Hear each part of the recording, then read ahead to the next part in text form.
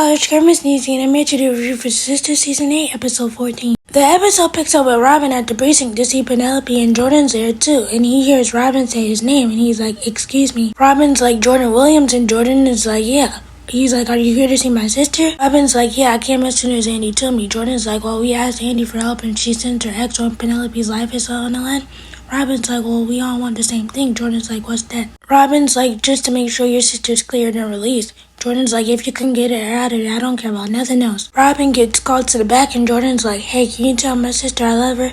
Robin's like, "I'm gonna make sure that you get to tell her that yourself." Robin goes to the back, and that's when Andy shows up, and she's like, "I'm here as Penelope Williams' legal counsel," and the lady at the front desk is like, "Well, somebody else just went back." The lady at the front desk is like, "Well, you gotta sit down and fill out this form." Andy's like, "I gotta see her right away." Jordan basically asks Andy what's going on. Robin just went back there to talk to Penelope. Andy's like, "I know." Jordan's like, "Well, you was the one that recommended him to come down here." Andy's like, "I know, I shouldn't have done that." Jordan's like, "Why?" He's like, "I may have made a mistake." Jordan's like, "What you talking about?" Andy's like, "I can't tell you that." Jordan clocks her tea. He's like, "You can't explain it or you won't explain it." Andy's like, "Right now is not the time to go through this." Jordan's like, "I go over and beyond to communicate with you, but when it comes to you, I get nothing in return." Andy's like, "This is not the time. I don't want to make a scene."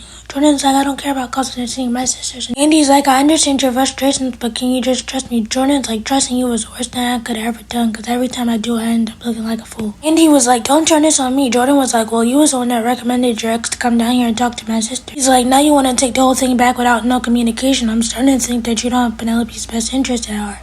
Andy's like, "Well, I was the one that told her to leave Gary, but she chose to stay like a fool." Jordan clocks Andy's tea again, and he's like, "Well, what does that make you?" "Andy, you were definitely a fool for Gary, and you were still a fool for him now." He at the front desk interjects, and she's like, "This is not an episode of Love and Hip Hop. I like the drama, but y'all gotta go." It's like, "Don't worry about it. I have nothing else to say." So him and Andy go their separate ways, and I'm like, "Andy, you really sounded like a fool trying to call Penelope a fool." Over at Zach and Fatima are looking at the suspect board, and Zach is having second thoughts about telling Andy that Robin's a suspect, or they think that he's a suspect, right? But they still can't rule Robin, Hayden, or Tamara out. And Fatima's getting ready for work, so she doesn't have that much time before she has to leave. And Zach is like, "I'm just communicating with you. I'm about to call Karen and check on the train." Fatima's like, "Yeah, that's fine. Just sending my best wishes." So Fatima leaves, and Zach calls Karen, and they have a conversation. He's like, "I'm sorry for the incident that happened at the house and hospital. We're a family, but we're a dysfunctional family, and we gotta try our best to get along." Zach is like, "Fatima and I are just glad that you're okay." Then Karen goes to tell Zach about what happened with Danny. Now he should go check on her. Zach is like, "I will, because you know I care about Danny too." Once Karen gets off the phone with Zach, she calls Pam to check on things at the shop, but little does Karen know that Pam and Trey are in the shop about to get down. Karen asked Pam to check on Sabrina about the business plan, and Pam said, "I was actually going to do that today," but little does she know Pam has her mind occupied on other things. We're at Danny's. Danny is thanking Sabrina for helping her out, making her breakfast, and taking good care of her, and Sabrina's like, "It's no problem, because I know that you would do the same for me."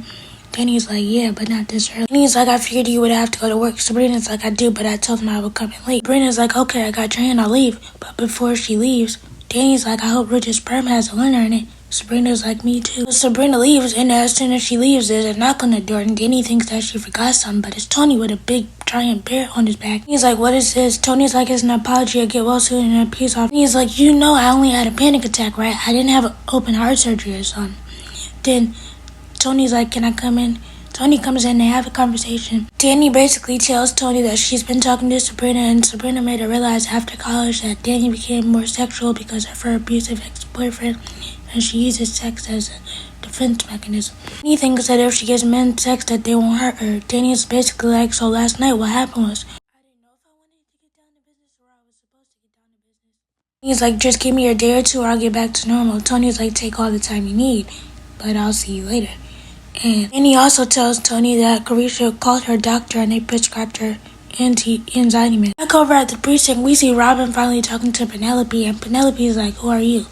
Robin's like, "I'm Robin from Benson, Jones, and Leland." Robin's like, "Andy sent me here." Penelope's like, "Hold up, I don't want no handouts from that woman." He's like, "I understand, but I'm just here to talk to you." Penelope's like, "No, Andy's poison." Penelope's like, "There's nothing you can do or say to convince me otherwise." It's like, "I understand you're frustrated, but don't let your past with Andy mess up your future." Penelope's like, "Stop trying to convince me to take Andy's handouts." Robin's like, "Since you confessed, you're facing serious time and you're facing serious." Penelope's like, "I didn't mean to confess. He literally took a question that I asked and turned it into a confession." Penelope's like, "So you think I'm an idiot?" Robin's like, "I don't think you're an idiot at all. I think you were just manipulated." Robin's like, "Tell me more about the blood on your hands." Penelope's like, "I really don't know. I already told you what happened, but you can ask my brother. He's the one that found me that night."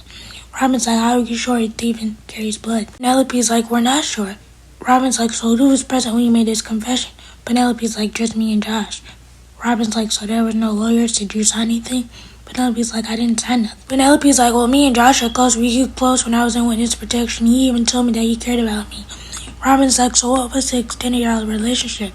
Penelope's like, nothing intimate. Penelope's like, you just told me that he cares for me beyond witness protection. Robin's like, oh, okay.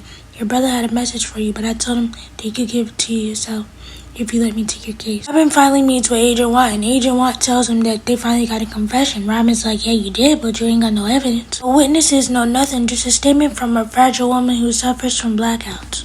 The statement was also taken by an FBI agent who had an inappropriate relationship with her, and she also didn't have counsel. Agent Watt is like, what are you talking about? Robin's like, why did you tell her that you cared for her while she was under your protection? They basically have this back and forth, and Watt is like, aren't you representing Andy?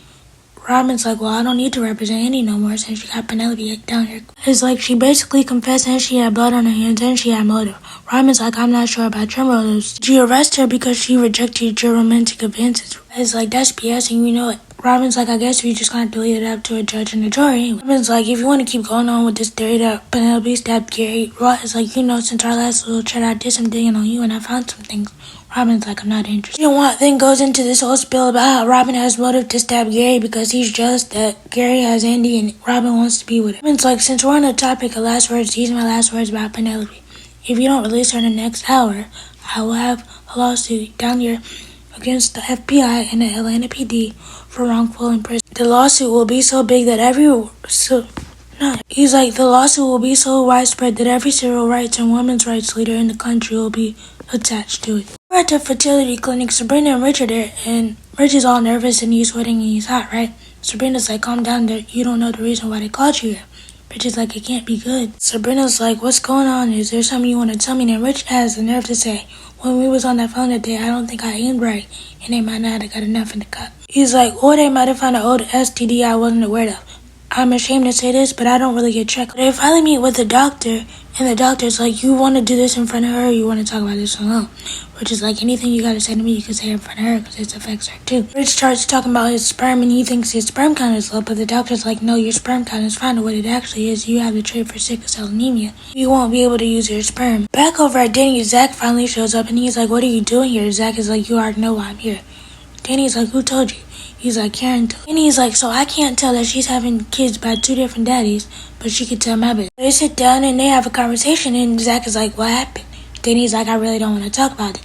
Zach is like, too bad, I want to. You was there for me when I didn't have nothing, so it's my turn to be there for you. Danny starts going into the whole thing about how she had a panic attack and she was holding her chest like Fred Sanford, and she thought that she was going to see Michael Whitney and Tupac. Carisha came and she called the paramedics. Zach is like, if the paramedics was here, that means something was here. Danny starts talking about how she feels like her mind and her spirit is falling apart at the seams, and she doesn't know if she's coming or going, and how she's using her vices, but her vices are making her feel guilty for the things that she's doing. She's like, I know that's not who I am, that's just who I became. Zach is like, you know what? It seems like you're more intuitive with your feelings, and you're growing. Tima says, that's very important. Danny's like, I thought therapy was supposed to make me feel better. Zach is like, it does, but you gotta get it through a little bit of worse before it gets better. Zach is like, don't think about it like that. Maybe this was a blessing in disguise, and maybe this was a way for your body to shut down, and maybe this is a way for it to tell you that you're moving forward.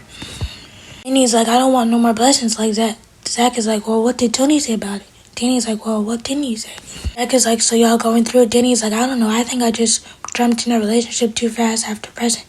Zach is like, you sure about that, or are you just using it as an excuse to tease Zach? Clock her tea, because you know Danny is good for him. Danny's like, you know what, Zach, you're going to be a great daddy. Zach is like, I appreciate that, especially coming from the godmothers. Danny's like, you want somebody like me to be a godmother? Zach is like, yeah, you was always there for me, so I know that you'll be there for them. Zach is like, I know you got the sister circle, but you always got a brother in me. You got a brother for life. Danny starts tearing up. She's like, I love you, Zach. Zach is like, I love you too. I'm like, oh. Zach is talking to Danny. He gets a call from Fatima letting him know that everything's done with Hayden and she was able to get the video. Zach is like, okay. She's like, send Danny my best wishes too. Speaking of the video, Hayden and Fatima are at the law firm, and they're in Hayden's office, and Fatima's being really nice to Hayden, asking him, does he want to double check the files?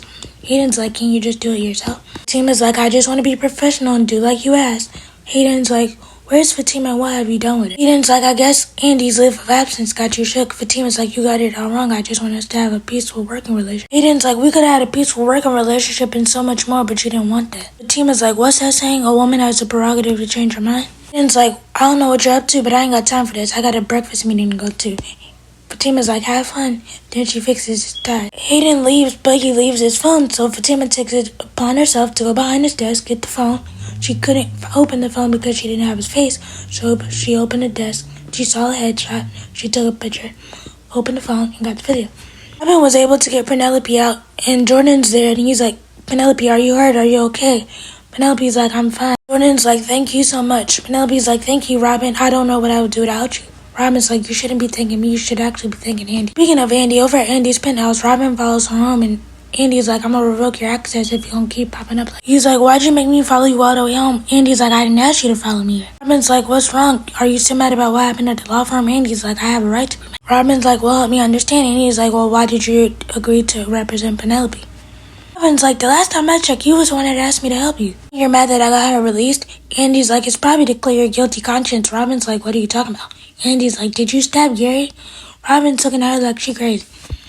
And even if he did, why would he admit that to you? We're at Karen's. Karen gets a knock on the door and it's Fatima, and she's like, Karen, we need to talk. Karen's like, what the heck are you doing here? Karen, how are you gonna get mad that she showed up at your house, but you always showed up at her house? You don't like how I feel, do you? Over at the hospital, Watt goes to visit Gary, and he's like, do you remember me? Gary's like, you're funny. You was just here yesterday.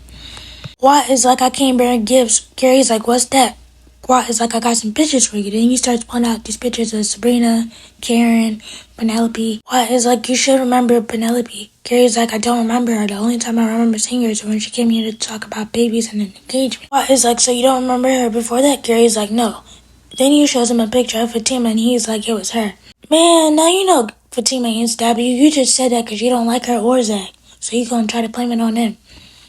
And Fatima even told the detective, if she stabbed you, you would have been in the morgue, not the ICU. But let me know what you guys think about this episode. Please be sure to like, comment, subscribe, turn your bell notifications. Bye!